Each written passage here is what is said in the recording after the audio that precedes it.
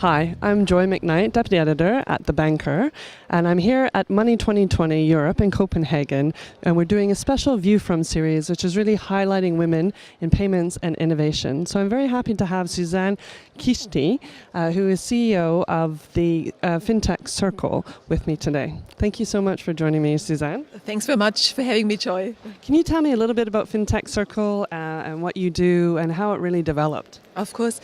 Fintech Circle, we do three things. We invest in fintech startups. We provide learning courses, teaching materials, our fintech book, and we innovate with banks. So we advise, consult banks and large institutions how to work with the fintech ecosystem. And Fintech Circle overall, we have got 75,000 members, but we really connect the best fintech entrepreneurs with the best fintech investors and also all the people across banking and insurance who want to learn and connect and work with the fintech ecosystem. Okay, what would you say are sort of the biggest challenges that banks face when they're trying to really come up with a fintech program?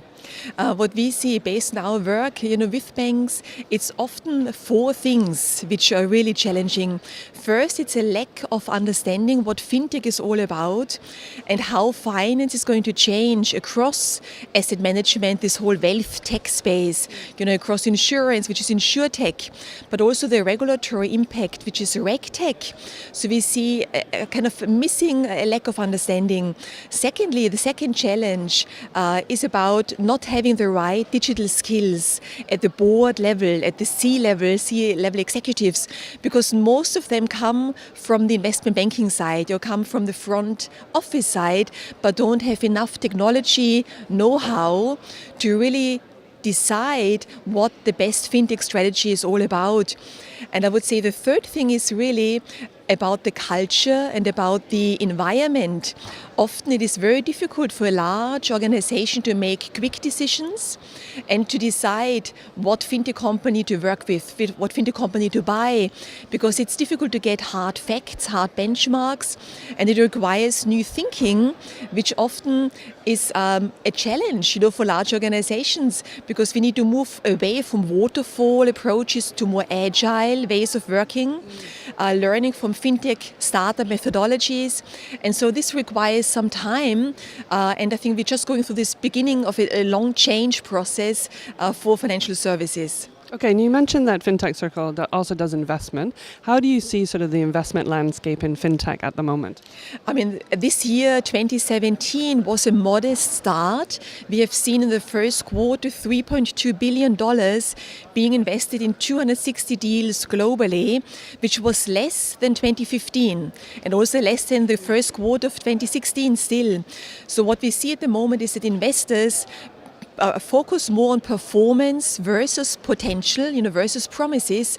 They want to see more facts. They want to see more proof points. And the whole investor community, which goes from angel investors to VCs, to private equity funds, to corporate venturing, is really focused on following up on their existing investments, making them work, instead of just adding to your existing portfolios. So we see definitely more focus on making investments work and make sure that they return good returns. Okay, and when you talk about sort of the training sessions and things like that, what are the sort of the number one fintech skills that you think are in demand at the moment? Yeah, I would say in the training sessions and the what we see in terms of our fintech courses and classes, it's very much about artificial intelligence, machine learning, how to make sure that in this information overload environment, which we are all working, how can we digest the best information for us to make decisions. It's also about how can we empower existing processes in banks, how can we automate existing workflows.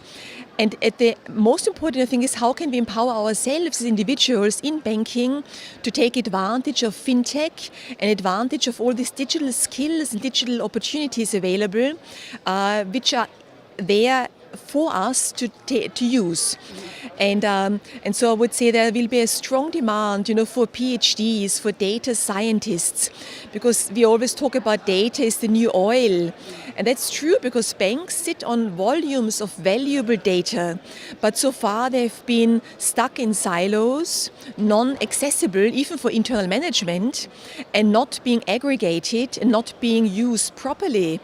And now fintech companies, of course, provide AI solutions, data analytics solutions.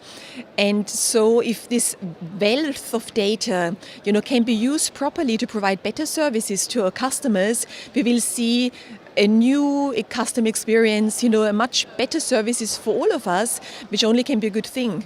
Excellent. Thank you so much for your insights, Susanne. Thanks very much, Joy. It was great to meet you here at Money 2020.